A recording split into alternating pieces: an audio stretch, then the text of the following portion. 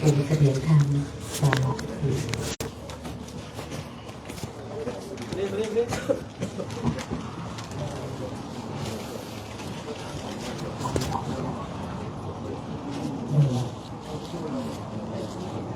พร้อมเพรียงกันเลยตั้งนะโม3 เครื่องนะโมตัสสะภะคะวะโตอะระหะโตสัมมาสัมพุทธัสสะนะโมตัสสะภะคะวะโตอะระหะโตสัมมาสัมพุทธัสสะนะโมตัสสะภะคะวะโตอะระหะโตสัมมาสัมพุทธัสสะโคการผ่าจางเลขพระสงฆ์ทุงหูกน้อยโคนิมนต์แสดงธรรมงามในเบื้องต้นงามในท่ามกลางงามในที่สุดประกาศภูมิจันทร์พร้อมทางอัฏฐะพร้อมทางพยัญชนะของภาษาสดาสัมมาสัมพุทธะเพื่อประโยชน์และความสุขแก่พวกหมู่ขน้อยทั้งหลายด้วยเถิดสาธุปิดไมค์เป็นบ่อยกดแชร์ไว้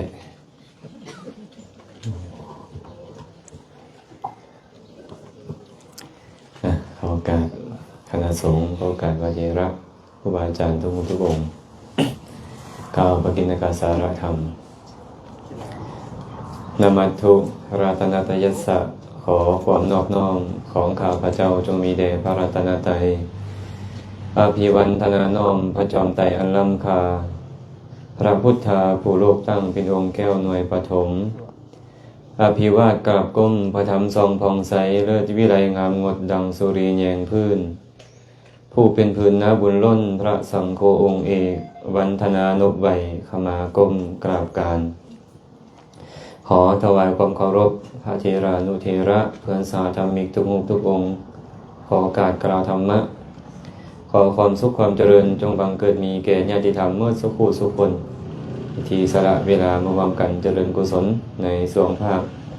สวยของมื้อนี้ลำดับต่อไปพวกเราร่วมกันฟังธรรมด้วยความเคารพนะสันติพุตตาตานายานาปิตานาปิพันธวาอันตะเกนาทิปันนาสานาทิยาติสุตานาตาเอตมัทธาวาสังยัตตวาปันดิโตศีลสังวุโตนิพพานาคมานังมัคคังขิปะเมวะวิโสทะเย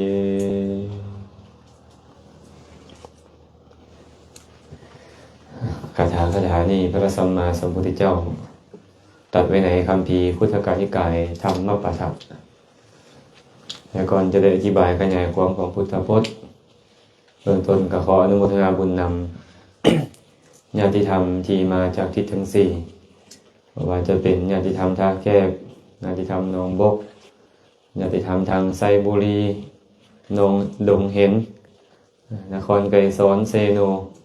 ทางพระบาทต้นสันทางทิศต่างๆเนาะที่ได้สละเวลามาพร้อมกันเจริญกุศล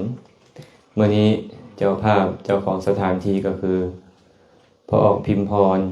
กับไม่ออกศีลธรรมเนาะได้ให้สถานที่และก็ภัตตาหารเป็นถวายเป็นทานแก่คณะพระเจ้าพระสงฆ์ที่เดินจาริก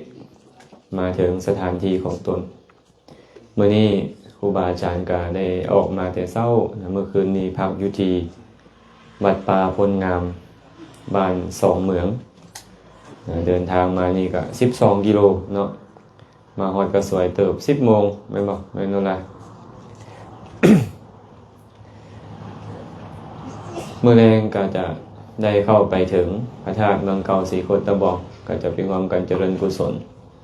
อยู่พระธาตุเมืองเก่าศรีโคตะบองมื้อแลงนี้แล้วก็มื้ออื่นมื้อคือตอนเช้ารับภัตตาหารสารภัตตาหารแล้วก็ เดินทางต่อในเวลาโอกาสนี้อาตมาก็จะนำธรรมะมาบอกกล่าวให้ญาติโยมทั้งหลายได้ร่วมกันคบคิดพิจารณาก็หวังว่าจะบ่รับปากกัน พอดีหาก็สั่นเขาอิ่มเนาะปกติแล้วสั่นเขาอิ่มเลยอีอย่างมันยานโอ้นางตายานนางท้องตึงแต่จังไดก็จะอาตมามีหน้าที่เว้าคุณญาติโยมจะเฮ็ดหน้าที่ฟังหรือหน้าที่รับก็ตามแต่มันก็จะเว้าไปเนาะพระสัมมาสัมพุทธเจ้าตรัสคาถานี้เอาไว้ว่านะสันติปุตตาตานายะนะปิตานะปิพันธวาอันตะเกนาทิปันนัสสะนัตถิยาติสุตานาตาเอตมัฏฐวสังยตวาปันดิโตสีละสังวุโตนิพพานะขมนังมัคคังขิปปะเมวะวิโสทะเยแปลว่าเมื่อความตายมาถึงแล้วที่ต้านทานในเพราะบุตรทั้งหลายยอมบ่มีนะสันติปุตตาตานายะบุตรทั้งหลายนี้บ่สามารถเป็นที่ต้านทานได้นะปิตาพอกับบ่สามารถเป็นที่ต้านทานแก่ลูกเต้าได้เช่นกันเว้าแต่พอซื่อๆความหมายคือแม่น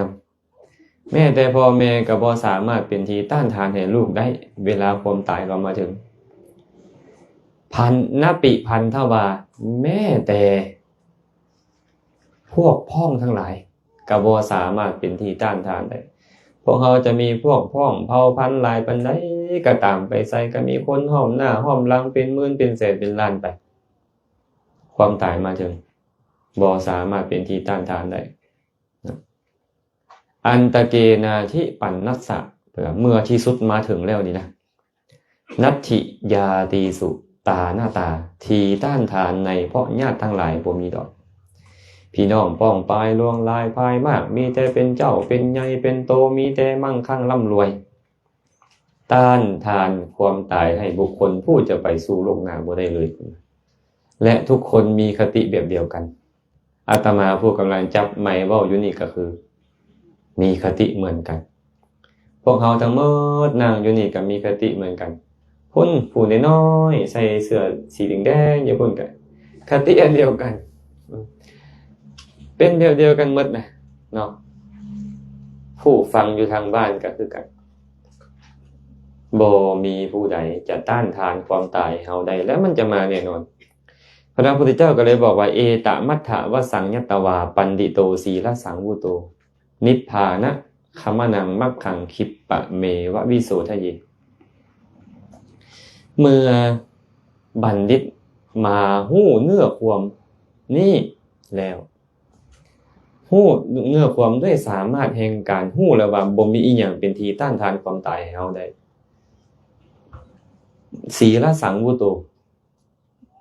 ควรเป็นผู้สังรวมในศีลนิพพานะขมนังมัคคังขิปปะเมวะวิโสทะเย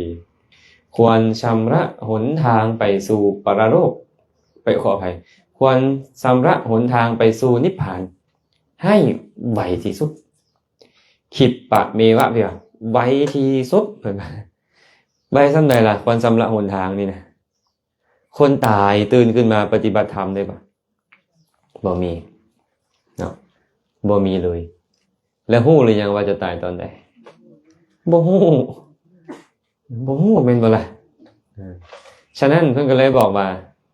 ให้ไวที่สุดพระพุทธเจ้าได้บอกว่าเหมือนอย่างว่า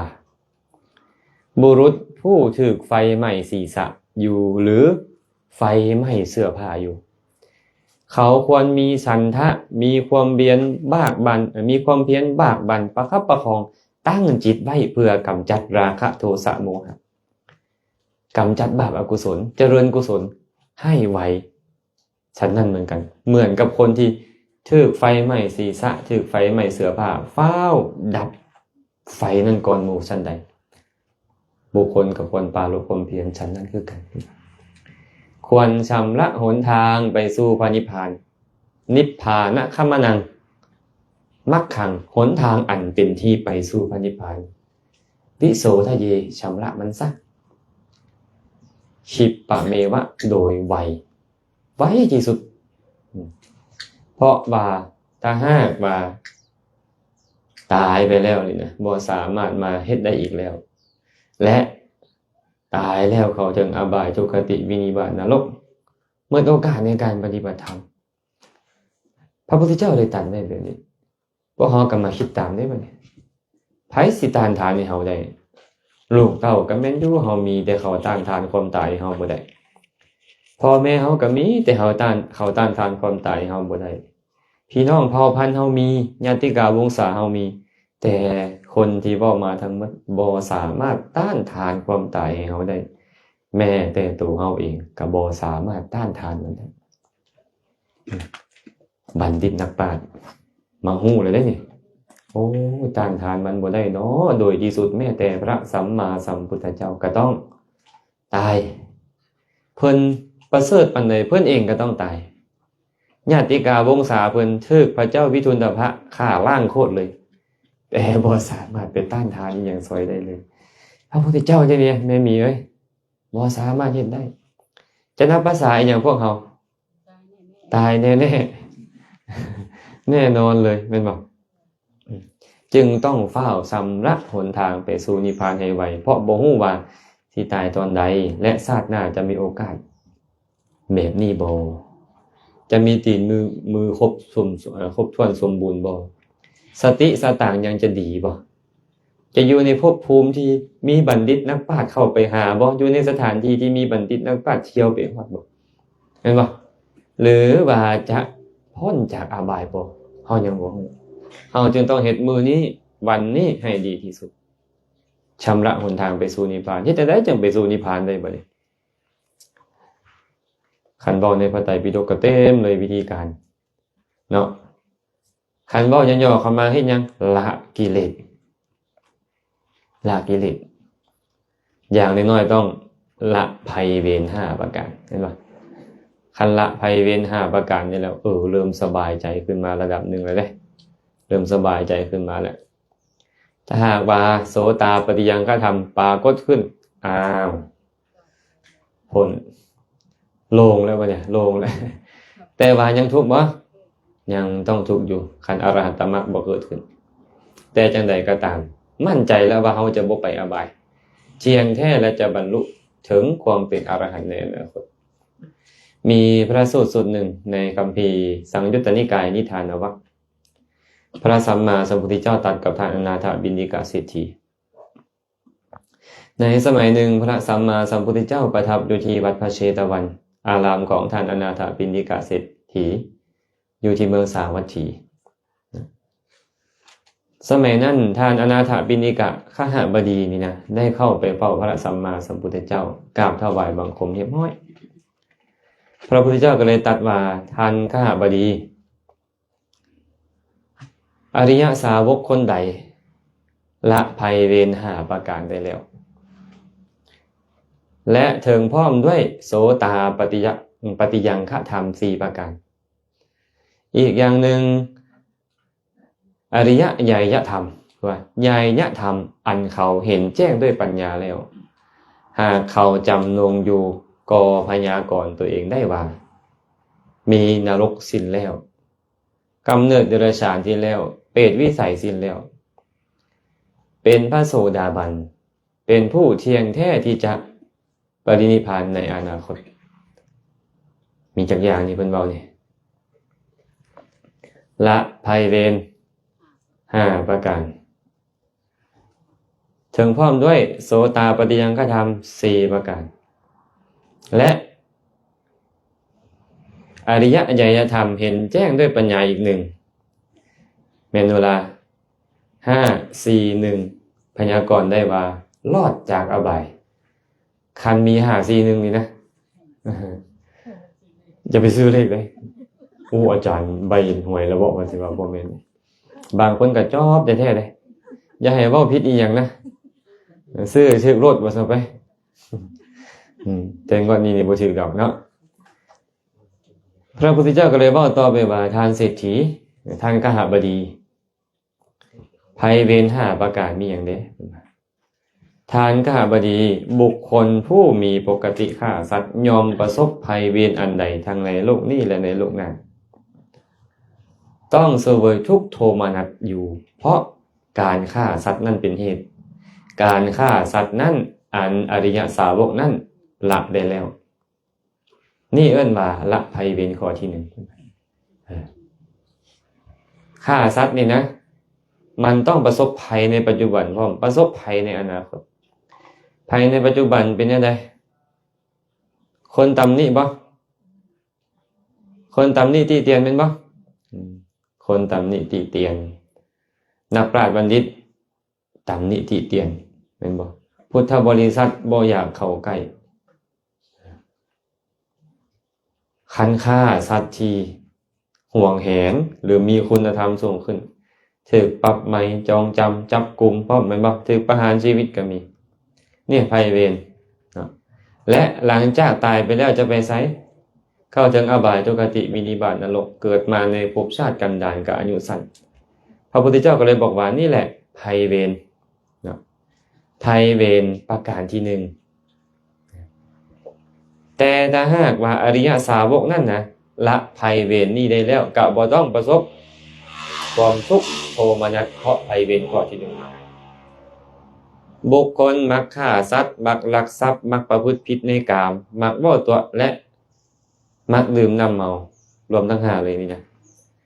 ยอมประสบภัยเวรอันใดในปัจจุบันและในสัมปรายภพพร้อมต้องประสบทุกข์โทมนัสพร้อมเพราะภัยเวรอันใดภัยเวรอันนั้นอริยสาวกละได้แล้วยอมบ่ประสบภัยเวรนั้นเพราะสิ่งเหล่านั้นเป็นเหตุนี่แหละเอิ้นว่าภัยเวร5ประการอริยสาวกละได้แล้วบอกยังไงก็คือศีล5สมบูรณ์หรือยังพวกเราสมแต่บ่บุญอย่าไปเฮ็ดคือเพิ่นเว้าหั่นเด้โสดาบันยังไปเลาะประพฤติผิดในกามอยู่นั่นยังว่าละได้เด็ดขาดแล้วภัยเวรนี่นะละได้ขาดนะบ่มีอีกแล้วความคิดแบบนี้นะเอิ้นว่าละได้ขาดนะและทำ4ประการอันเป็นองค์แห่งโสดาปฏิ4อย่างคืออย่างแน่บุคคลมีศรัทธาอย่างลงมั่นในพระพุทธเจ้าว่าพระองค์เป็นพระอรหันต์ตรัสรู้ชอบได้โดยพระองค์เองถึงพร้อมด้วยวิชชาและจรณะผู้แจ้งโลกสลิดไปดีแล้วเป็นสารถีผู้ฝึกบุรุษได้อย่างบ่มีไผยิ่งกว่าเป็นศาสดาผู้สั่งสอนเทวดาและมนุษย์ทั้งหลายเป็นผู้หู้ผู้ตื่นผู้เบิกบานแล้วและเป็นผู้จำแนกแจกแจงธรรมสั่งสอนสัตว์มีศรัทธาอย่างลงมั่นในพระธรรมว่าธรรมนี้พระพุทธเจ้าตรัสไว้ดีแล้วเป็นธรรมที่ผู้ศึกษาและปฏิบัติเห็นได้ด้วยตนเองเป็นธรรมที่ให้ผลบ่จำกัดการควรเอิ้นให้คนอื่นมาเบิ่งควรน้อมเข้ามาในตนและบัณฑิตผู้เป็นวินยูชนผู้ได้เฉพาะตนมีความเลื่อมใสในพระสงฆ์ว่าเป็นผู้ปฏิบัติดีเป็นต้นและอริยสาวกนั้นเป็นผู้มีศีลสมบูรณ์ด้วยศีลบ่ขาดบ่ทะลุศีลที่พระอริยเจ้าหักไถ่บ่ขาดบ่ทะลุบ่ด่างบ่พ้อยเป็นไทยเป็นศีลที่บ่ถูกตัณหาและทิฏฐิครอบงำอันพระอริยเจ้าสรรเสริญเป็นไปเพื่อสมาธินี่แหละโสตาปัฏฐิยังฆธรรม4ประการต้องได้โสตาปัฏฐิยังฆธรรมพร้อมแต่ต้องเข้าใจว่าไอ้คำว่าโสตาปัฏฐิยังฆธรรมนี่อย่างอันนี้เป็นผลอาจารย์ก็ให้ฟังเสมอว่าโสตาปัฏฐิยังฆธรรมมี2ประเภทโสตาปัฏฐิยังฆธรรมที่เป็นเหตุและโสตาปัฏฐิยังฆธรรมที่เป็นผลเป็นเหตุไม่ยังเป็นเหตุพระพุทธเจ้าก็บอกว่าโสตาปัฏฐิยังฆธรรมมี4นี่เด้อ1การคบสัตบุรุษ2การฟังธรรมของสัตบุรุษ3โยนิโสมนสิการและ4ธรรมานุธรรมปฏิบัติธรรมเบื้องต้นสมควรแก่ธรรมเบื้องปลายธรรมเบื้องต้นคืออย่างไรศีลสมาธิธรรมเบื้องปลายกับปัญญา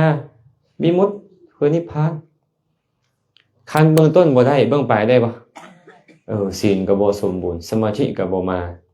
แล้วปัญญามันจะเกิดได้จังไดนิพพานมันจะปรากฏได้จังไดบ่มีแม่นบ่ฉะนั้นนี่เอิ้นว่าเหตุของมันเด้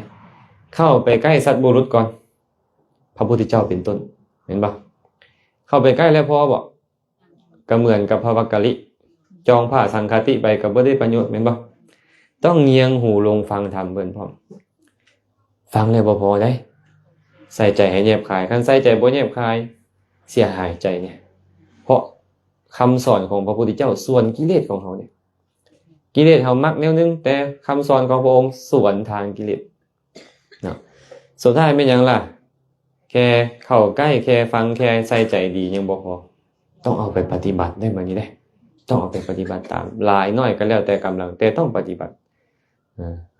คัน4อย่างนี้ครบถ้วนผลของมันก็คือศรัทธาอย่างลงมั่นในพระพุทธพระธรรมพระสงฆ์ศีลสมบูรณ์บัดนี้ศีลที่พระอริยเจ้าฮักใคร่คือศีลที่เกิดขึ้นพร้อมกับโสดาปฏิมรรคนี่เรียกว่าศีลที่พระอริยเจ้าฮักใคร่แน่นอนมันจะบ่ขาดบ่ทะลุบ่ด่างบ่พ้อยแน่นอนศีลของพระโสดาบันนี่นะเอาละพระโสดาบันบางเทื่อนี่ญาติโยมบางเทื่อนี่ศีลถ้าเป็นพระเนี่ยศีลที่เป็นอาจิตตกะศีลมี2แบบเลยสจิตตกะกับอาจิตตกะโลกวัชชะกับปัณณติวัชชะโลกวัชชะนี่บ่มีทางที่พระโสดาบันจะต้องแต่ปัณณติวัชชะยังมีโอกาสต้องฆ่าสัตว์เอิ้นว่าโลกวัชชะลักทรัพย์ประพฤติผิดในกามบ่ทุบผู้นี่ตีผู้นั่นบ่จะประจบประแจงญาติโยมบ่อันนี้คือโลกวัชชะเป็นอกุศลอย่างเดียวใจเนี่ยเอิ้นว่าโลกวัชชะบ่แม่นชาวโลกติเตียนเด้อันนี้เฮาไปแปลศัพท์ว่าชาวโลกติเตียนเว้ยเขาอยากติเตียนหยังก็ติเตียนแหละชาวโลกติเตียนฮอดพระพุทธเจ้าพุ่นแม่นบ่จะไปเอาชาวโลกติเตียนบ่ได้ใจเป็นบาปเป็นความโลภเป็นความโกรธเป็นความหลงต้องอาบัติเพราะใจเป็นแบบนี้พระโสดาบันบ่มีแต่ว่าใจเป็นบุญพระโสดาบันยังต้องได้เด้ใจเป็นบุญนี่นะเป็นกุศลก็ได้เป็นอกุศลก็ได้บางกรณีสมมุตินะพระโสดาบันนี่นะไปบิณฑบาตเห็นแม่ออก1เท่าว่าอีตนเราเด้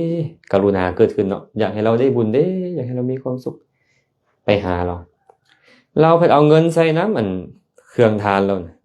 พระโสดาบันนั้นบ่เห็นแต่อาหารก็เลยไปหับไปแต่หับยังอยู่หั่นน่ะหับเงินต้องอาบัติแล้วพระโสดาบัน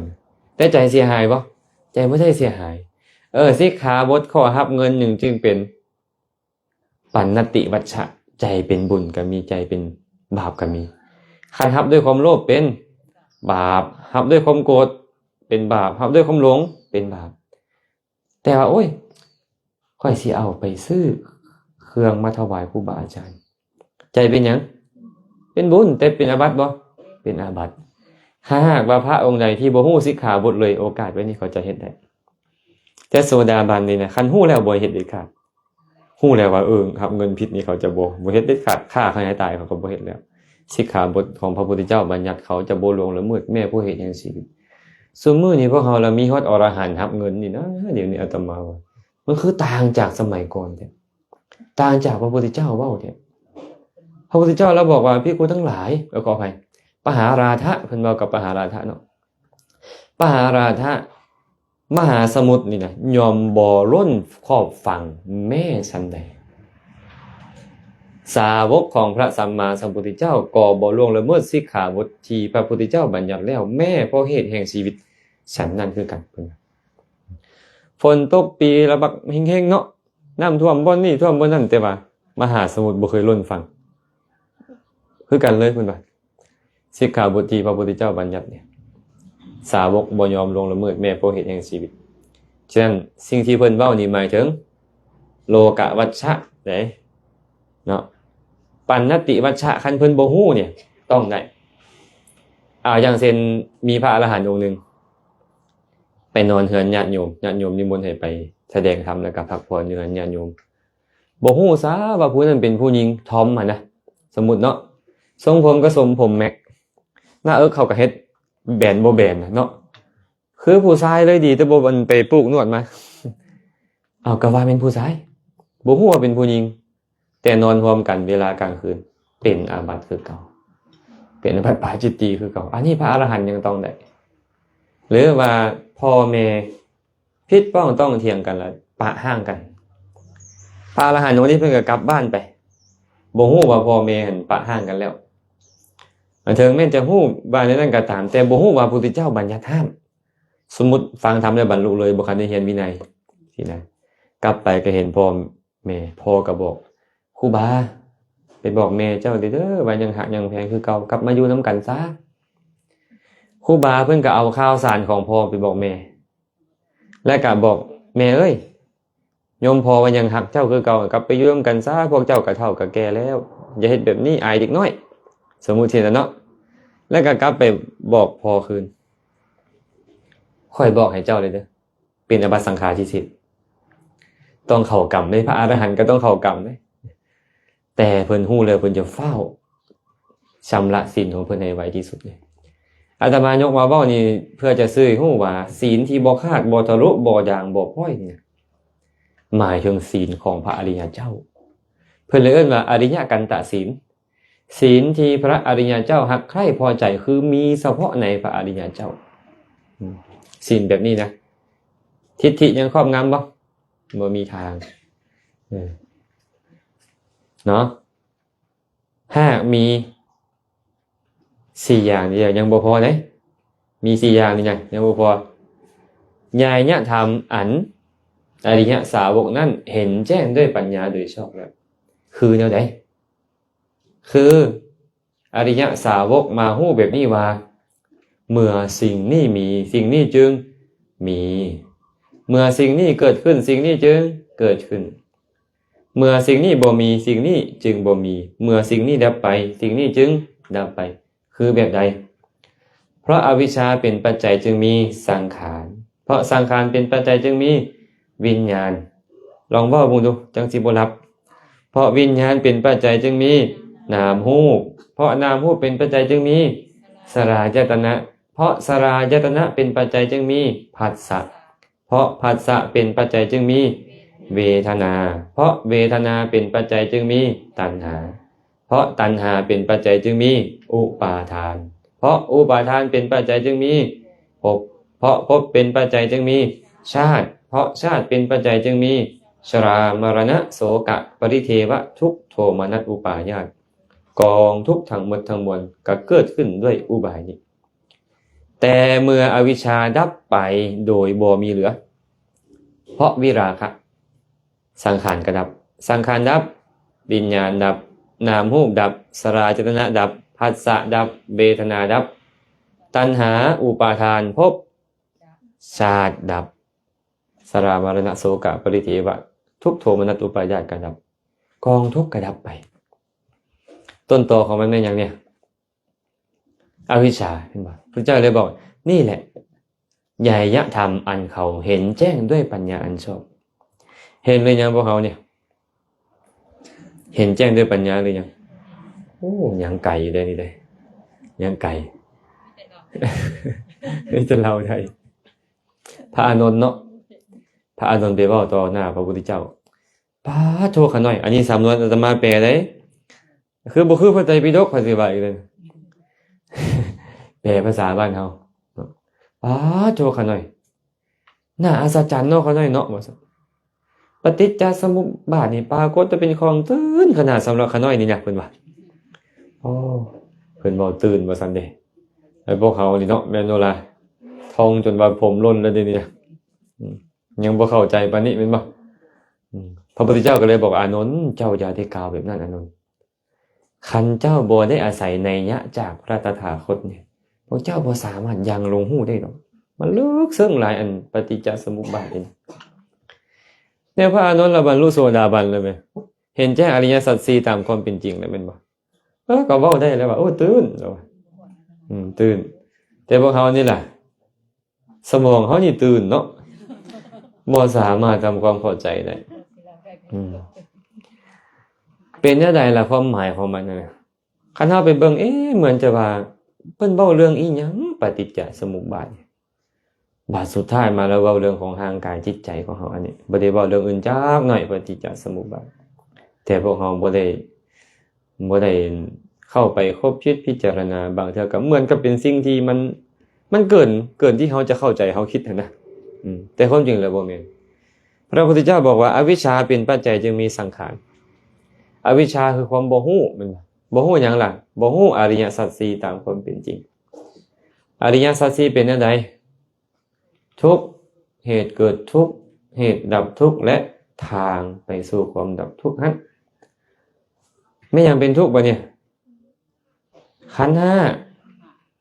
บ่ผิดเด้ที่แม่บุตรเว้าน่ะเกิดก็ทุกข์แก่ก็ทุกข์เจ็บก็ทุกข์ตายก็ทุกข์โศกเศร้าเสียใจพิไรลำพันธ์ทุกข์แม่นบ่ผิดหวังทุกข์บ่พ่อสิ่งที่บ่อยากพ่อถูกพัดพรากจากคนฮักของฮักถูกโอ้แสดงว่ามันมีแต่ทุกข์แม่อีหยังเกิดบ่เนี่ยขันธ์ห้าจะใส่ขันธ์ห้าน้อยๆนะไปทางใดแล้วไปนอนแล้วบ่ ขันธ์ห้านี่แหละเกิดขึ้นรูปเวทนาสัญญาสังขารวิญญาณหรือทางกายจิตใจนี่เฮาบ่ฮู้เดี๋ยวนี้เฮาเห็นว่าเป็นเฮาเป็นเขาแม่นบ่เอ้าตายฮักแท้นี่อวิชชาครอบงำเฮาตายฮัก ความจริงแล้วพระพุทธเจ้าบอกทุกข์เฮาบอกเป็นตาฮักแสดงว่าเฮาฮักหยังฮักทุกข์ เฮาฮักทุกข์ นี่เพิ่นจึงบอกว่าอวิชชาบ่ฮู้บัดนี้เฮาบ่ฮู้แจ้งตามความเป็นจริงเฮ็ดหยังบัดนี้เฮ็ดบุญเฮ็ดบาปเห็นบ่บุญบาปเฮ็ดจักทางกายก็เอิ้นว่ากายกรรมทางวาจาก็เอิ้นว่าวจีกรรมทางใจก็เอิ้นว่ามโนกรรมบางเทื่อมันปรุงแต่งให้เคลื่อนไหวกายทุบผู้นี้ตีผู้นั้นลักผู้นี้ขโมยผู้นั้นแม่นบ่หรือปรุงแต่งให้กายเฮานี่นะให้ทานให้เดินจงกรมอย่างเป็นต้นเห็นปะให้เฮ็ดคุณงามความดีเมื่อเฮ็ดคุณงามความดีทางกายก็เป็นไปคำเว้าคือกันบางเทื่อมันปรุงแต่งให้เฮาตัวบ่ผู้อยู่ทางหน้านี่บางเทื่ออยู่ได้เพิ่นว่าหลานมันก็ขอเงินดุกูบ่มีเพิ่นว่าไปยัดเข้าเสื้อมาต้องแรงเรียบร้อยแล้วเนาะมีบ่เสื้อมาต้องแรงกันบางเทื่อตัวก็มีเนาะมันปรุงแต่งให้ตัวบางเทื่อเว้าส่อเสียดอยากให้ผู้นี้ฮักเฮาให้สร้างผู้นั้นหรือว่าอยากให้เขาแตกแยกกันไปเว้าความจริงกันก็จริงแต่ว่าเจตนาบ่ดีอยากให้เขาแตกแยกกันอีกแล้วบาปอีกแล้วเว้าคำหยาบบัดนี้ฮ่าๆหุงๆเหมือนบ่คำป้อยคำด่าต่างๆครับคำเสียดคำสีต่าง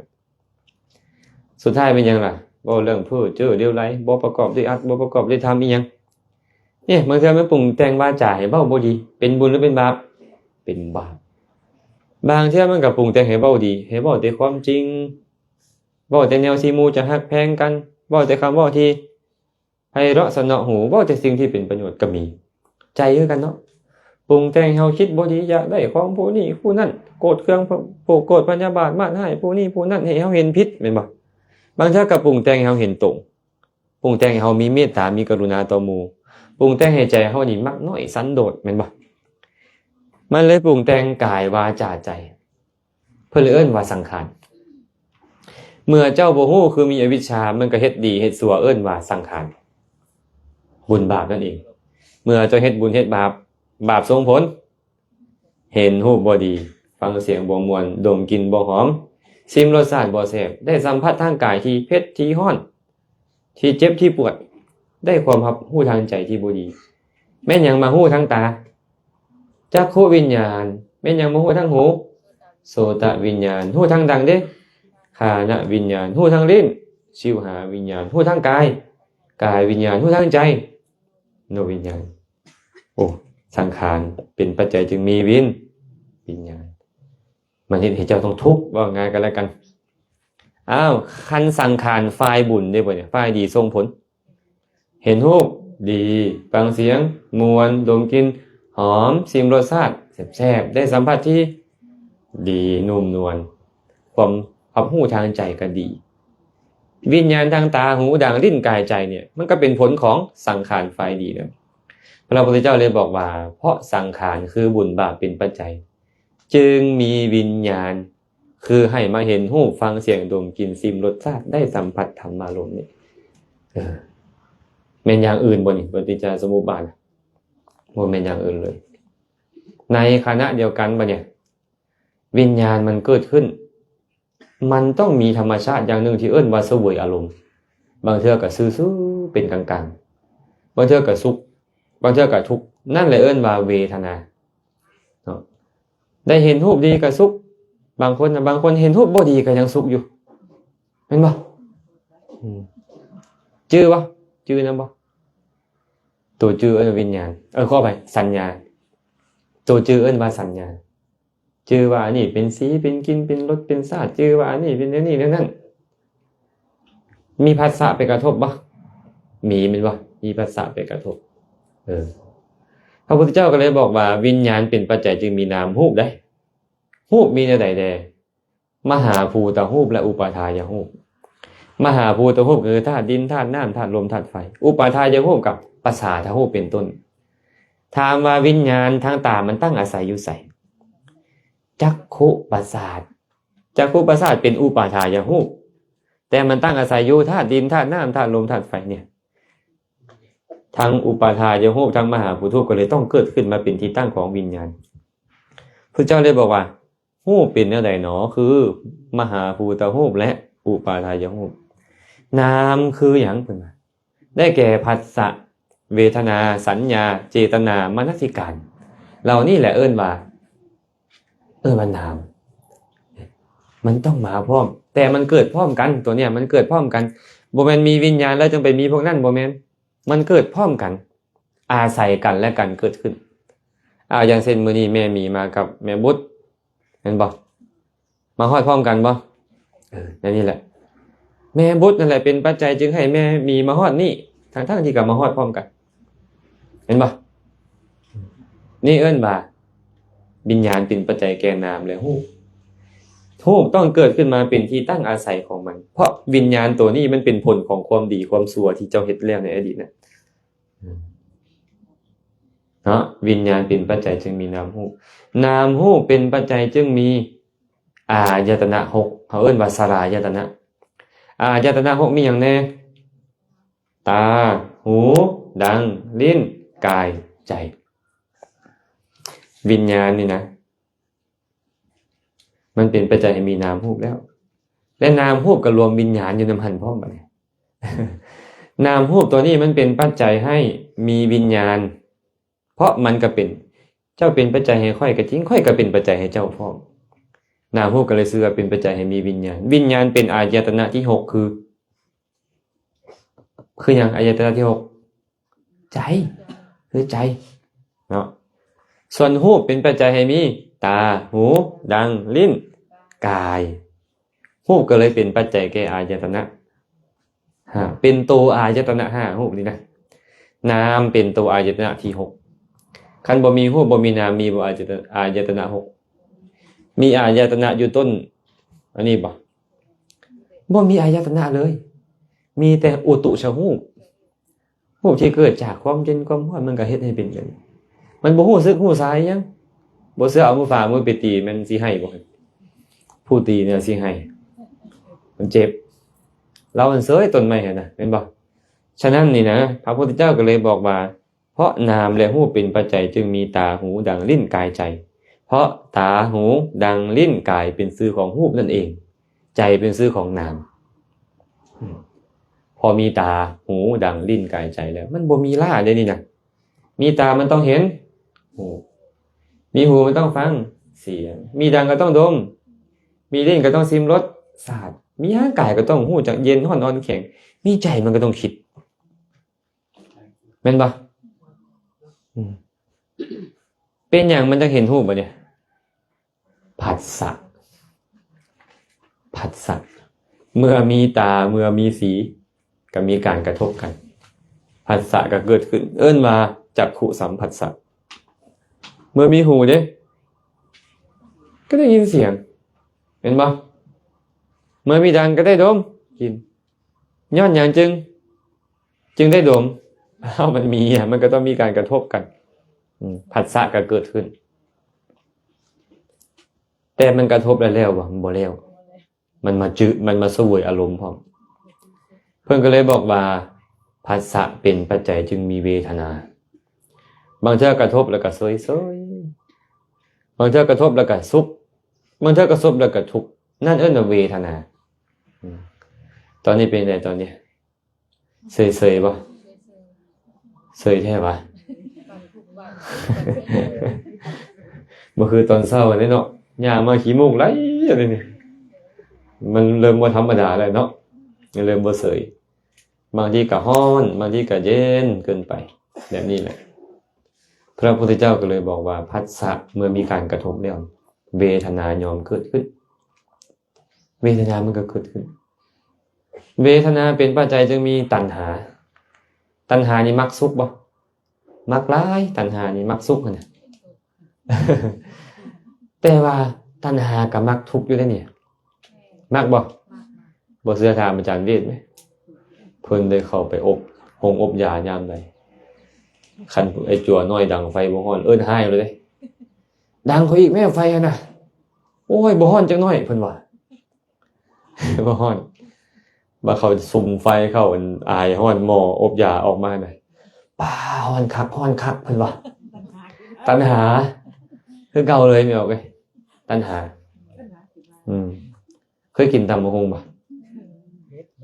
บางเทื่อหมู่ใส่มะเผ็ดน้อยโอ้ยจะเป็นย่านเปลืองมะเผ็ดอันนะเพิ่นว่าใส่หลายๆได้มั้ยเขากำมะเผ็ดไปปึกใส่กินแล้วก็ขี้มูกทางออกแบบนี้แม่เพิ่นว่าเธออย่าอะไรเฮ็ดแบบนี้อีกเด้อนั่นเห็นบ่ทั้งที่มันเผ็ดซบเวอร์ขึ้นซบเนี่ยเนาะดังกระปึ้งขึ้นน้ำหูน้ำตาอะไรเหือย่อยอยู่มักนี่ตัณหามันมักได้นี่ได้มันมักเป็นกลางๆเด้คันเฮาอยู่ซื่อๆบางเทื่อมันก็มักเด้เฮาเนาะบ่ต้องไปบุญบ่ต้องไปไหว้บ่ต้องไปทุกข์ไปเศร้านำเขาซื่อๆบางเทื่อมันก็มักแบบนี้เนาะฉะนั้นพระพุทธเจ้าเลยบอกว่าเวทนาเป็นปัจจัยจึงมีตัณหาบ่เนี่ยตัณหาเกิดขึ้นตัณหาแล้วยึดบ่เนี่ยตัณหาแล้วก็ยึดแหละตาค่อยแล้วบ่เนี่ยหูก็ของค่อยหูก็ของค่อยเสียงก็ของค่อยได้บ่นี่เนาะดังก็ดังค่อยกินก็กินค่อยบ่เนี่ยคันเว้าเป็นภาษาบ้านเฮาก็ลาภยศสรรเสริญเงินซ่านบ้านซองลูกผัวเมียพี่น้องป้องปายทรัพย์สมบัติพระสถานของข่อยยืดบัดนี้เห็นป่ะเงินผู้ใดนี่จ้ะ บ่เป็นเงินของโลกจักเทื่อเงินข้าน้อยนี่แหละเพิ่นว่ามื้อนั้นไปถามโยมแม่เพิ่นนึงอันนี้มีของไผธุรกิจนี่ของข้าน้อยนี่แหละเพิ่นว่า บ่เป็นของผู้อื่นดอกของข้าน้อยนี่แหละสมมุติบัญญัติกันมาเฮาก็ไปยึดสมมุตินั่นเนาะเป็นธรรมดาของอุปาทานเด้พระพุทธเจ้าได้บอกว่าเมื่อมีตัณหามีความพอใจแล้วก็เริ่มยึดค่อยของค่อยเมื่อมีอุปาทานภพก็เกิดขึ้นภพนี่บ่แม่นบ่อนเกิดภพนี่นะภพมีหลายภพได้อันนี้หมายถึงกรรมภพแม่ดูล่ะกรรมภพพุทธเจ้าได้บอกว่าภพคือหยังแดคือกามภพรูปภพอรูปภพกามภพหมายถึงบุญหรือบาปที่เป็นกามเอาบุญก่อนเนาะบุญที่เป็นกามเป็นอะไรให้ทานรักษาศีลประพฤติอ่อนน้อมต่อผู้ใหญ่ดูแลพ่อแม่แบ่งปันอีหยังต่างๆนั่งสมาธิเบื้องต้นบ่คันได้ฌานอยู่นะแล้วก็เจริญวิปัสสนานี่เอิ้นว่ากามมาพบที่เป็นบุญเป็นทางกายได้บ่กามมาพบที่เป็นบุญเนี่ยจับของให้หมู่เป็นทางกายบ่ทางกายเว้าดีๆกับหมู่เป็นทางวาจาคิดทางใจเอิ้นว่าเป็นทางใจเป็นมโนทวารแสดงว่าปรุงแต่งกายปรุงแต่งวาจาปรุงแต่งใจเห็นบ่เป็นกามเลยนี่บาปอ่ะเนี่ย ฆ่าสัตว์ลักทรัพย์ประพฤติผิดในกามขี้ที่อิสาริษยาแข่งได้แข่งดีเห็นบ่โกรธเคืองหมู่ผูกโกรธหมู่เป็นต้นเนี่ยอันนี้เป็นอากุศลเป็นกามอย่างเดียวเพิ่นเนี่ยมันก็ปรุงแต่งกายให้ฆ่าหมู่ก็มีบ่ปรุงแต่งวาจาให้ตัวหมู่ก็มีปรุงแต่งใจให้คิดบ่ดีกับหมู่ก็มีปรุงแต่งมันหยังปรุงแต่งสังขารแต่มาให้ใหม่ว่าภพแต่เป็นภพประเภทกรรมว่ากรรมมาภพบางคนไปเจริญรูปฌานได้ฌานที่1ที่2ที่3ที่4นี่ว่าปรุงแต่งใจอย่างเดียวเพิ่นเนี่ยรูปวจรปรุงแต่งใจอย่างเดียวได้ปรุงแต่งใจอย่างเดียวเป็นรูปวจรกรรมว่ารูปวจรภพบางคนเจริญฌานที่สูงกว่านั้นได้อาหุฌานได้อากาสานัญจาวิญญาณัญจาอากิญจัญญาเนวสัญญานาสัญญาเจตนานี่ว่าอาหุภพเป็นอาหุกรรมภพประเภทกรรมเป็นกรรมดีเพิ่นเนี่ยส่งผลหยังก็ส่งผลดีเมื่อเจ้ามีกรรมอยู่กรรมมันเป็นปัจจัยให้หยังบ่เนี่ยก็เป็นปัจจัยให้เจ้าเกิดให้ได้เสวยผลของมันเห็นป่ะคนบ่มีกรรมยังเกิดบ่ไม่ผู้ใดบ่มีกรรมพระอรหันต์เมื่อเจ้ายังบ่เป็นพระอรหันต์วงจรของเจ้าก็คือต้องมีภพมีชาติต่อเห็นป่ะฉะนั้นนี่ว่าภพคือกรรมภพเมื่อกรรมภพมีจึงมีชาติเกิดขึ้นเมื่อมีชาติไม่ยั้งปะเนี่ยต่อมาชราเนี่ยมันยืดมันได้มันก็เริ่มโบขึ้นแล้วเนี่ย มรณะก็ตามมาในระหว่างนั้นก็มีโศกะความโศกเศร้าเสียใจปริเทวะห้องไห้คำควรทุกข์กายโทมนัสทุกข์ใจอุปาญาตแทงใจเมื่ออะไรตายยากแล้วกองทุกข์ทั้งหมดก็เป็นแบบนี้แหละแบบนี้แหละกองทุกข์ถามว่าไม่ยังเกิดปะเนี่ยไม่ยังเกิดกับวิญญาณนามรูปสลายเจตนาอันแหละเกิดเมื่อเกิดขึ้นมาก็มีผัสสะมีเวทนาคือเก่านั่นแหละแต่บ่เว้าฮอดตอนเนี้ยบ่เว้าฮอดบ่ได้เอิ้นชื่อนั้นเอิ้นชื่อไม่ให้นี่เนาะเอาถามบัดนี้ถามก่อนคนมีตัณหานี่ยังมีอวิชชาบ่ยังมีเนาะแสดงว่าเวทนาเป็นปัจจัยจึงมีอวิชชาเห็นบ่ถูกบ่นี่แต่พระพุทธเจ้าใช้คำว่าตัณหาเพราะอยากเหตุตัวตัณหานี่มันเด่นตัณหานี่เป็นอกุศลส่งไปทางหน้าอวิชชาเหมือนกับอกุศลอดีตส่งปัจจุบันอยากให้เด่นซื่อๆคนมีตัณหากับมีอวิชชาคนมีอวิชชากับมีตัณหาฉะนั้นแสดงว่าอวิชชามีแล้วอวิชชาเป็นปัจจัยจึงมีหยังก็มีสังขารก็เฮ็ดบุญเฮ็ดบาปอันนี้อันเป็นกรรมภพนี่เด้เห็นบ่บุคคลมีตัณหามีอุปาทานชื่อว่ามีอวิชชาแล้วเมื่อมีอวิชชากับมีสังขารแต่เปลี่ยนชื่อให้เป็นภพเท่านั้นเองเนาะสุดท้ายแล้วก็ทุกข์ปฏิจจสมุปบาทเว้าเรื่องอื่นบ่เนี่ยบ่อยู่นี่หมดเลยอยู่นี่หมดเลยย้อนตัวใดนี่ล่ะไม่เอาคงอวิชชาเนาะอวิชชาตัณหาอุปาทานนี่แหละมันเป็นตัวที่เฮาน่ารังเกียจสำหรับเฮาหลายแต่เฮาปัดฮักมันแท้ๆพวกเฮานี่มันเข้าแป้งนี่ก็รูปแท้รูปว่าโอ้ยยัง ยังเป็นคุมอยู่เอาใส่อีกก้อนพุ่นน่ะเบิ่งแม่น่ะปลูกอวิชชาปลูกตัณหาปานนั้นบอกย้อนผู้นั้นน่ะข่อยจังทุกข์ย้อนผู้นี้น่ะข่อยจังทุกข์มันบ่แม่นน่ะมันนั่นอวิชชาตัณหาตัวเองเนี่ยเมื่อเจ้าเฮ็ดเหตุไว้มันก็ต้องส่งผลแม่นบอกตามเดียวผลนั่นผู้ใดจะเป็นคนมาเฮ็ดต่อมาส่งผลให้เจ้าเขาก็เฮ็ดเหตุต่อที่ต้องประสบทุกข์ต่อหั่นซื่อมื้อนั้นอาตมาฟังข่าวกำลังว่าสิขึ้นไปภูเขาควายเนาะมีพ่อนึงขี่รถจักรไปฟ้าผ่าต้นไม้ต้มหักฟาดตายจ่อยแล้วผู้ใดไปเฮ็ดให้เราอันนั้นบ่มีคนบุคคลเฮ็ดให้ซักแต่ว่ากรรมซัวเฮ็ดได้ต้องรับผลแบบนี้เห็นบ่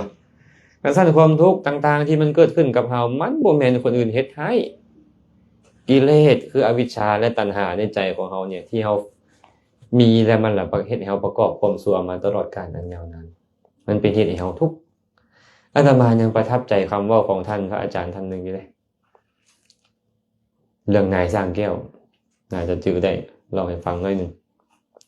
นายสร้างแก้วผู้นี้เนี่ยอุปถากพระเถระองค์หนึ่ง12 ปี2ผัวเมียบ่มีลูกอันนี้ก็ได้ดูแลฮักพระองค์นี้ปานลูกแท้ๆพระองค์นี้ก็ปรากฏว่าบ่ไปสันบนอื่นเลยสันถึงหันหลังเดียวนี้พอได้อาหารพอสันแล้วก็พอบิณฑบาตอยู่12 ปีแต่ว่านายสร้างแก้วนี่ก็พระราชาพวกมหาอำมาตย์อีหยังก็เอาแก้วมณีเอาอีหยังมาให้เจียระไนเฮ็ดเครื่องประดับให้เขาตลอดมือหนึ่งพระราชาก็รับสั่งให้เอาแก้วมณีไปให้เจียระไนนายสร้างแก้วกำลังครัวอยู่ครัวกินก็มีเลือดมียางของปลาของสิ้นเนาะติดมือก็ไปจับเอาวางไว้คือสิบ่เป็นหยังดอกนะอยู่เฮือนนี่ก็มีแต่เฮากับเฒ่านี่แล้วกับอาจารย์องค์นี้เพิ่นก็มาพอดีก็บอกให้เพิ่นท่ากันเด้อข้างในเด้อข้างในเฮ็ดแล้วกำลังเฮ็ดอาหารอยู่พาเพิ่นก็นั่งท่าพวกเอาแก้วมณีมาให้ก็วางในเขากับไอ้นกเขียนภาษาลาวเอิ้นว่านกเขียนก็คือนกกระยางนั่นแหละนกเขียนนกกระยางใหญ่กันแล้วกันครับภาษาไทยก็เอิ้นนกกระเรียนมันเห็นปุ๊บมันได้กินข้าวมันก็ว่าเป็นอาหารเพิ่นนี่บ่ได้มีวิจารณญาณอีหยังสวบกลับแล้วก็กลืนเกือกเข้าไปก็ย่างเสยแล้วมันก็ได้เนาะเลาะเข้าเลาะออกในเฮือนนั่นแหละส่วนตัวเองเฮ็ดอาหารแล้วมางวกเบิ่งอันแก้วมณีบ่เห็นตายคักๆบัดนี้ไปถามเมียเฒ่าเจ้าแก้วมณีไปไว้ไสข่อยบ่ได้เอาไว้ก็ห้วยฉันเจ้าก็บ่ได้เอาข่อยก็บ่ได้เอาเป็นไผเอาบัดนี้เลี้ยวไปเห็นอาจารย์นั่นนั่งอยู่บัดนี้ต้องเป็นองค์นี้แหละบัดนี้โอ้เมียเพิ่นก็เว้าเลยเจ้าจะไปเว้าแบบนั้นเฒ่าเอ้ย12 ปีแล้วเด้เพิ่นมาอยู่นำเฮาเจ้าเห็นความบ่ดีของเพิ่นจักเทื่ออยู่บ่บ่เห็นเด้เจ้าสิไปปักปำเพิ่นเฮ็ดหยังเอ้าคันเจ้าก็บ่ได้เอาข่อยก็บ่ได้เอาในเมื่อในเฮือนมี3คนน่ะไผสิเอาเนี่ยย่านตายเด้บัดนี้เจ้าฮู้บ่เนี่ยข่อยกับเจ้าทั้ง2คนยังบ่ทอราคาของแก้วมณีพระราชาเด้นี่จังได๋ข่อยก็ต้องไปเค้นเอาความให้ได้เพิ่นย่างเข้าไปหาเลยท่านอาจารย์เอาแก้วมณีเขาน้อยไปแม่นบ่เพิ่นว่าอาตมาบ่ได้เอาทั้งๆที่เห็นอยู่นกตัวนั้นกินแต่พระอรหันต์เนี่ยจะบ่เฮ็ดให้สัตว์อื่นเดือดร้อนย้อนตัวเองบ่เฮ็ดให้สัตว์อื่นเดือดร้อนย้อนตัวเองอาตมาบ่ได้เอาไปก็บ่ซุมนี้แหละบ่เว้าว่านกกำลังกินย่านเราไปฆ่านกกันนะเอามาส่งเขาน้อยซะท่านอาจารย์อาตมาบ่ได้เอาสิเอามาดีๆหรือบ่เอาดีๆอาตมาบ่ได้เอาแล้วก็ไปจับได้เสือกมาได้บ่เนี่ยไปมัดเลยมัดแล้วก็เอามาเคียนหัวบ่เนี่ยเอาไม้ขันคือขันกองนี่นะขันเข้าสิเอามาหรือบ่มาอาตมาบ่ได้เอาขันเข้าอาตมาบ่ได้เอาเจ็บบ่โอ้ยสิไปเว้าถึงความเจ็บปวดแต่พระอรหันต์น่ะกิเลสบ่มีแล้วอ่ะเจ็บกายก็ฮู้แค่ว่ามันบ่เที่ยงเป็นทุกข์เป็นอนัตตาอันบ่ขันเข้าเลือดหูเลือดตามันก็ไหลออกแล้วบ่บัดนี้เนาะมันเจ็บมันปวดทรมานปรากฏว่านกตัวนั้นย่างเข้ามาบ่ดีกำลังเลือใจอยู่เนี่ยมากวนนะเคยฮักอยู่อันนกอันก็เตะบาดเดียวตายคาทีเลยนกก็ได้ป้าต้องเตะแหงขนาดนั้นเนาะแล้วความเลือใจนี่มันเต็มที่ขนาดได้นี่เฮ็ดอีหยังมันเต็มที่ระวังที่พวกเขาสิเฮ็ดอีหยังตอนเลือใจให้หยุดซะก่อนเลยอันนี้เราเตะเต็มที่เลยตายพระเลียวเห็นพอออกไปเบิ่งนกตัวนั้นดูตายหรือยังบ่แม่นแต่นกตายเจ้าก็สิตายมื้อนี้น่ะเพิ่นว่าทั้งที่ฮักทั้งที่เทิดทูนขนาดเนี่ยครูบาอาจารย์นี่นะระวังแต่ครูบาอาจารย์ก็ได้เห็นว่าเขาฮักเขาแพงอะไรที่ว่าบ่ได้ยังเขาเลือใจเขาดึกมีดใส่ได้นกเอากับเขาได้ไม่ออกพอนี่ก็ได้ยังปุถุชนนะก็ดึกมีดใส่แล้วห้อยลงเฮินก็บ่ทันน่ะอันนี้คือกันนี่น่ะ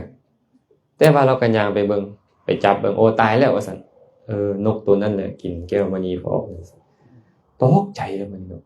ป้าไปจับมีดมาครัวเบิ่งโอ้ยแก้วมณีอยู่ในท้องป้ามาก็ขอขมาลาโทษอาจารย์ยกโทษให้ข้าน้อยเด้อข้าน้อยขออาจารย์จงยกโทษให้ข้าน้อยเฮ็ดไปด้วยความพังเพ้อด้วยความโง่เง่าโง่เขลาบ่ปัญญาพระเพิ่นก็บอกว่าพ่อออกมันบ่แม่นความผิดของพ่อออกมันบ่แม่นความผิดของอาตมา ทั้งสองคนเขาบ่ผิดแต่นี่เป็นโทษของสังสารวัฏนี่แหละเด้อเป็นโทษของการเวียนตายเวียนเกิดนะเมื่อเกิดแก่เจ็บตายในระหว่างนี้เจ้าก็เฮ็ดทั้งความดีเฮ็ดทั้งความชั่วค่อยเฮ็ดความชั่วมาค่อยก็ต้องได้รับผลแบบนี้ถึงเจ้าบ่มาเอาเชือกมาเคียนหัวค่อยก็ต้องถึกอีหยังทับถึกอีหยังตีอยู่นี่แหละบ่มือใดก็มือนึงแต่มือนี้นี่นะปัญโยคะของเจ้ามันมาเพราะวิจารณาจารย์เจ้าบ่มีความรักโตกลัวตายนี่นะไม่เอาเลยมันบ่ได้สนผู้ใดเลยเด้พระพุทธเจ้าจึงบอกว่านัตถิอัตตะสมังปีมังความรักอื่นเสมอเหมือนกับความรักตนบ่มีรักตนเด้บ่อยากให้ตนประสบทุกข์บ่อยากให้ถูกลงโทษบ่อยากให้ถูกฆ่าแกล้งสามารถฆ่าคนอื่นได้เป็นคนที่ตัวเองฮักแท้ฮักว่าก็ตามเคารพยกย่องปานใดก็ตามนี่เป็นอุทาหรณ์เลยแม่นบ่ฉะนั้นพระพุทธเจ้าเข้าไปฉะนั้นพระเถระองค์นี้เพิ่นก็เลยบอกว่ามันบ่แม่นโทษของท่านบ่แม่นโทษของเจ้าบ่แม่นโทษของอาตมาแต่เป็นโทษของสังสารวัฏคือการเวียนตายเวียนเกิดเป็นแบบนี้เนาะเมื่อเจ้าเวียนตายเวียนเกิดอวิชชามันก็ครอบงำเมื่ออวิชชาครอบงำตัณหามันก็ซักน้ำไปมันก็เฮ็ดทั้งบุญทั้งบาปก็ต้องมาเสวยทุกข์อยู่นี่แหละอยู่ลำไปหากพวกเราบ่อยากเสวยทุกข์พวกเราก็ต้องกำจัดหากเงามันพระพุทธเจ้าก็เลยบอกมาเพราะอวิชชาดับไปบ่มีเหลือเพราะคลายความกำหนัดได้ตัณหาขออภัยสังขารกระดับเมื่อสังขารดับวิญญาณดับเมื่อวิญญาณดับนามรูปดับนามรูปดับสลายตนะดับสลายตนะดับผัสสะดับผัสสะดับเวทนาดับเวทนาดับตัณหาที่ดับอีกแค่อย่างเมื่อนี้ดับแล้วแต่ว่าเว้าให้สละสลวยซื่อๆพระพุทธเจ้าว่าให้เว้าให้สละสลวยเพราะได้เว้าไปก่อนแล้วว่าเมื่อเวทนาเกิดตัณหาจึงเกิดก็ต้องเว้าเวทนาดับตัณหาจึงดับแต่ความจริงผู้ละอวิชชาบ่มีตัณหาแล้วบ่มีแล้วและบ่มีอุปาทานแล้วแน่นอนบ่มีภพอีกและชาติบ่มีแน่นอนเนาะฉะนั้นเว้าให้สละสลวยไปต่อกำจัดอวิชชาได้เด็ดขาดสังขารก็ดับอาตมาก็เลยว่าสังขารก็คือบุญบาปนั่นแหละอันเป็นตัวกรรมนั่นแหละพระพุทธเจ้าบ่ได้ละสังขารอดีตพระพุทธเจ้ามาละสังขารปัจจุบันก็คือกรรมภพนั้นละอวิชชาอดีตก็บ่ได้มาละอวิชชาปัจจุบันก็คือตัณหาและอุปาทานนั้นพระองค์บ่ได้กลับไปละอวิชชาอดีตเลยมันละบ่ได้พระองค์ยังต้องมีผลอยู่เมื่อพระองค์มีอวิชชาในอดีตพระองค์ก็มีสังขารเมื่อมีสังขารก็ต้องมีวิญญาณได้เห็นรูปดีเห็นรูปบ่ดีได้ฟังเสียงดีฟังเสียงบ่ดีอยู่แม่นบ่แต่ว่ามาละตัณหาอุปาทานมันมีอวิชชาอยู่ในตัวของมันนี่ก็คือว่าละอวิชชาตัณหาอุปาทานพร้อมเมื่อละอวิชชาตัณหาอุปาทานแล้วภพคือบุญและบาปเนี่ยก็บ่มีอีกเมื่อภพบ่มีบุญบาปบ่มีมันก็บ่ต้องมีชาติคือวิญญาณในอนาคตบ่มีนามรูปในอนาคตบ่มีสลายตนะบ่มีภาษาอีหยังในอนาคตแต่ผลของกรรมเก่ามันก็ต้องเสวยกันไปผลของสังขารเก่านะมันก็ต้องเสวยกันไปนี่แหละเพิ่นว่าอริยสาวกประกอบด้วย10อย่างนี้คือละเว้นภัย5ประการได้เด็ดขาดประกอบด้วยโสตาปัฏฐิยังฆธรรม4อย่างและไญยธรรมเขาเห็นชอบด้วยปัญญาแล้วหากจำนงหากมุ่งหวังอยู่ก็พยากรณ์ตัวเองได้ว่ามีนรกกำเนิดเดรัจฉานเป็นวิสัยสิ้นแล้วเป็นพระโสดาบันเป็นผู้เที่ยงแท้ที่จะปรินิพพานในอนาคตขันตราบใดก็ตามโสดาปัตติมรรคยังบ่เกิดขึ้นบ่มีทางเนาะเนี่ยไอ้ความประกอบพร้อมด้วย10อย่างนี้ว่าโสดาบันน่ะ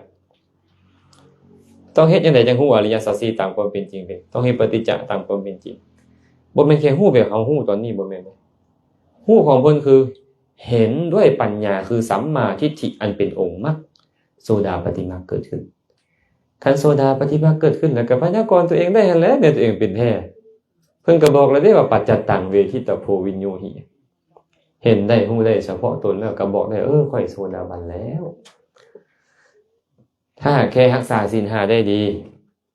แค่ศรัทธาในพระรัตนตรัยมีท่องปฏิจจสมุปบาทได้ยังบ่คันแม่นองค์ประกอบเลยต้องละกิเลสอันที่เพิ่นเว้ามาทั้งหมดนี่คือละกิเลสคันกิเลสยังบ่ถึกละก็เตรียมตัวไปใหม่ในนรกงามปานใดก็ตกนรกรวยปานใดก็ตกนรกแข็งแรงปานใดก็ตกนรกเลยเป็นเจ้าของคลินิกก็บ่รอดจังนี้อันกิเลสมันยังบ่คันหมดเป็นพระทรงองค์เจ้าก็คือกันคติเดียวกันนะอาตมาเลยเว้าให้พ่อไม่ออกตลอดว่าไม่ออกคันไปเห็นกันอยู่นรกก็อย่าลืมทักทายเด้อเอาอาจารย์แซมก็มาว่ะคือว่าไปเลาะเทศให้หมู่ฟังอยู่เอากิเลสมันบ่คันได้ละโซดาปฏิมามันบ่คันมีก็ต้องมานี่แหละบ้านเก่ามาแวะเดี๋ยวก็สิไปอีกแล้วเคยไปเคยมาตลอดขนาดว่าทุกข์ทรมานตลอดหลายล้านปีเขาก็ยังอยากไปคือเก่าอยู่เนาะนี่มันคือเป็นอย่างนั้นครับปัญญามันบ่เกิดขึ้นแสดงว่าแค่เฮาเฮ็ดบุญยังบ่พอต้องมีปัญญานะให้ทานละล่าบ่พอเด้ให้ทานเป็นเหตุให้มั่งคั่งร่ำรวยมีพวกสมบัติหลายแต่บ่พ้นนรกบ่พ้นอบายทุกขติวินิบาตเจริญศีลสมาธิดีได้มีศีลก็มาเกิดเป็นมนุษย์ได้เกิดเป็นเทวดาได้แต่ก็ยังบ่พ้นนรกได้สมาธิไปเกิดเป็นพรหมแต่ก็ยังบ่พ้นนรกตราบใดก็ตามปัญญาบ่เกิดขึ้นบ่แทงตลอดอริยสัจ4ตามความเป็นจริงแม่สลาดจะเปลี่ยนชื่อมาเนี่ยเป็นแม่บ่สลาดเอาเข้าถึงอบายสิบ่สลาดได้จังได๋เนาะแม่นบ่ก็ได้เปลี่ยนชื่อไปเปลี่ยนชื่อมาเป็นนามสกุลใหม่เรื่อยๆนี่พวกเขาเมื่อยเปลี่ยนละแต่ก็ยังต้องทุกข์อยู่ต้องเกิดต้องเวียนอยู่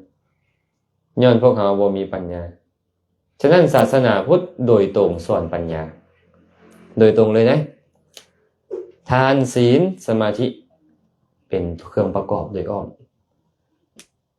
บางเทื่อสอนฮอดโจรพุ่นน่ะพระพุทธเจ้าเป็นโจรแบบนี้เจริญเป็นโจรแบบนี้เสื่อมก็สอ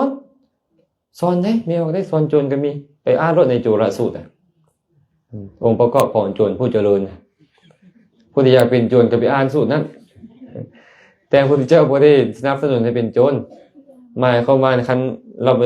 รามีองค์ประกอบแบบนี้นะเราจะเฮ็ดโทษน้อยนะ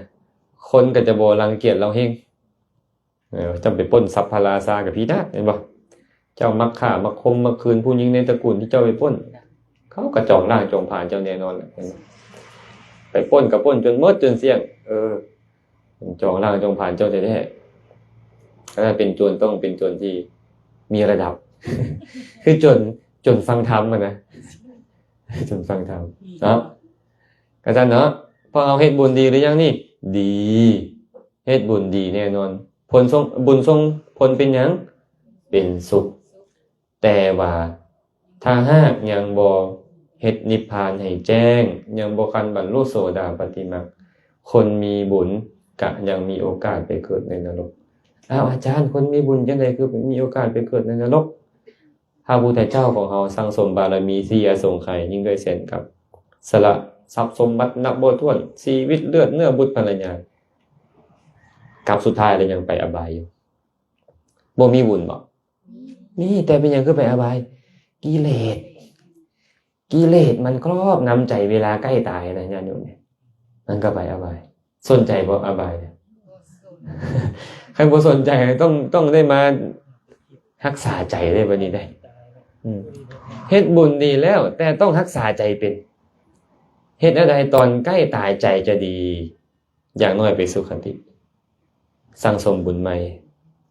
ไต่เต้าไปสู่พระนิพพานเฮ็ดบุญหลายบางคนน่ะเฮ็ดหลายแท้หลายบาทได้บางคนบางเทื่อบริจาคเป็นตู้ๆแต่ละเทื่อที่เพิ่นบริจาคนั่นน่ะเข้าวัดตลอดอุปถัมภ์ครูบาอาจารย์ดีแต่ว่าใจบ่ดีใจเสียหายถือเนื้อถือโตจัดขนาดบางคนน่ะโอ้แฮงเข้าวัดดน